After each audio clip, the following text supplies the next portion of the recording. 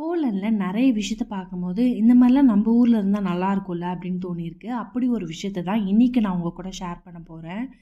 இதுதாங்க, இது வந்து டொனேஷன் பாக்ஸ்ன்னு சொல்லுவாங்க, ரெட் கிராஸோடது.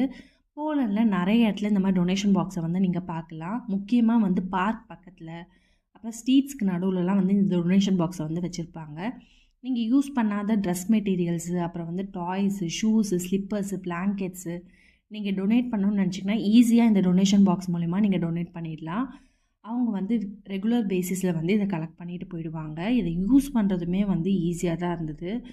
அதனால் நம்ம எந்த ஒரு டொனேஷன் ஆஃபீஸ்க்கும் போய் நம்ம டொனேட் பண்ணாமல் ஈஸியாக இந்த டொனேஷன் பாக்ஸ் மூலமாக டொனேட் பண்ணிடலாம்.